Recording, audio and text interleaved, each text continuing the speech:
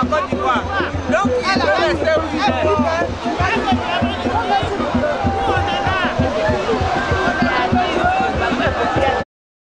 Le président Laurent Gbagbo était pour la troisième fois devant la Cour pénale internationale pour défendre son droit à bénéficier d'une liberté provisoire. Et c'est sans surprise que le bureau du procureur, rejoint par le bureau des représentants des victimes, ont réitéré leur forte volonté de voir le président ivoirien maintenu en prison. Car selon eux, les conditions évoquées le 13 juillet dernier n'ont pas évolué ni changé. Au contraire, elles se sont aggravées par la publication du fameux rapport des experts de l'ONU qui incrimine plusieurs proches du président Laurent Gbagbo. Un élément nouveau battu en brèche par la défense qui considère que ce rapport n'a jamais prouvé l'existence des nombreuses allégations portées contre les pro-Gbagbo, sinon en quoi le président lui-même serait-il concerné? Après 1h30 d'échange houleux, le juge Sylvia de Gromendi a renvoyé toutes les parties à une pause de 30 minutes, la suite de l'audience étant à huis clos. Ici, M. Guy Laberty, conseiller de M. Gbagbo, donne ses impressions. C'était une sorte de double front puisque, comme l'a souligné la défense, le ton, les arguments employés par les victimes ressortaient plus du rôle d'une partie civile, ce qui n'est pas effectivement dans le cas de la CPI, ce rôle, elles ne peuvent pas prétendre le tenir. Donc et ensuite on a entendu les arguments de la défense. Voilà, donc c'est effectivement la première fois que je vois une audience de ce type.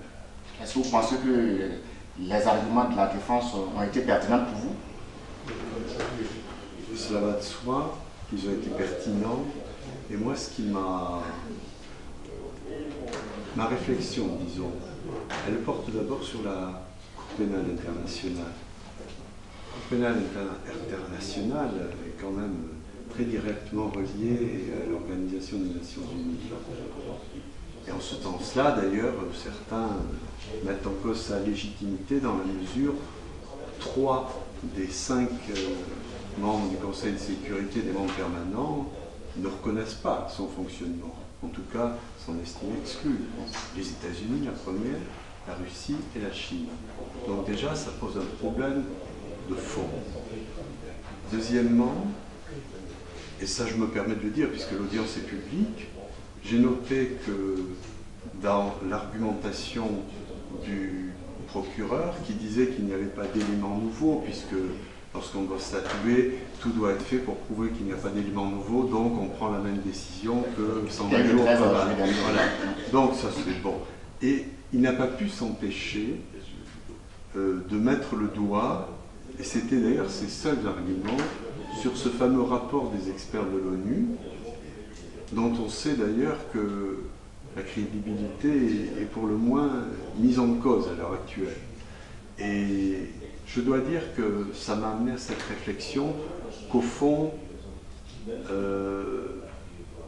ce rapport est venu au moment, je dirais, d'organiser ce que j'appellerais l'injustice.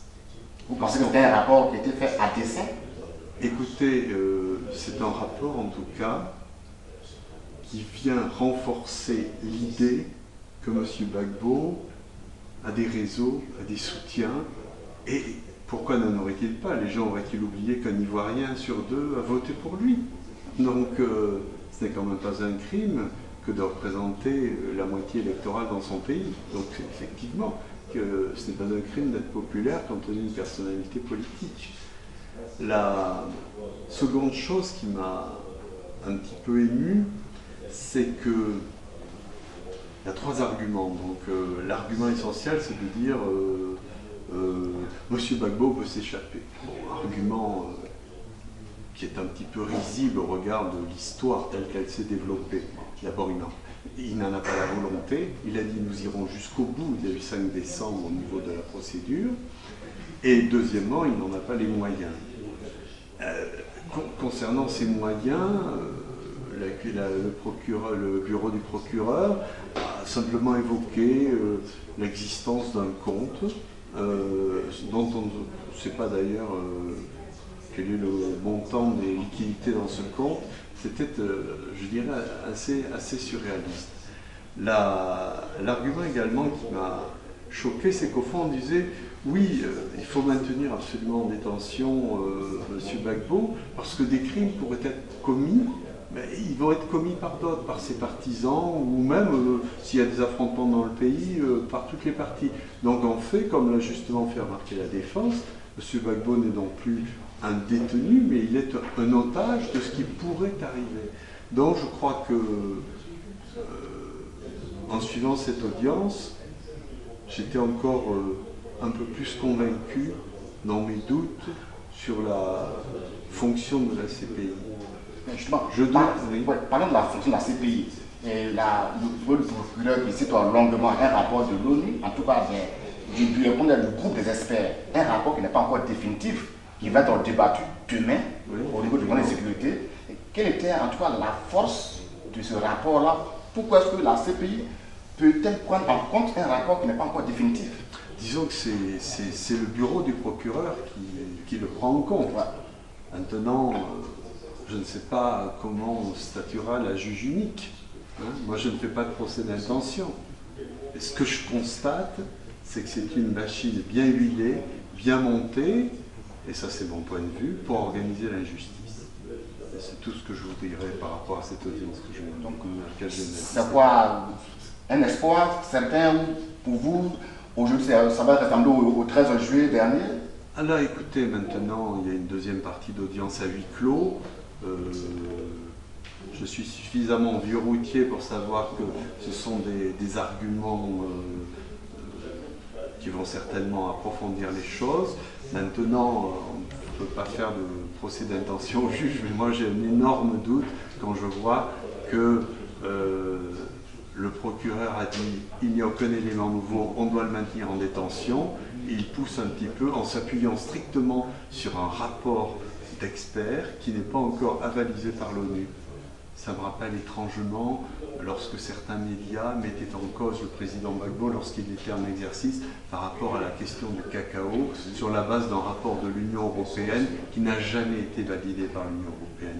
Et que se passera-t-il? Quelle sera la validité des arguments du procureur si par extraordinaire le rapport des experts de l'ONU n'était pas validé? Et là nous sommes un petit peu dans une justice de science-fiction. Et ça m'inquiète beaucoup. Une justice de science-fiction, en tout cas la suite du procès de M. Laurent Gbagbo nous en dira très long et suivez avec nous. À très bientôt.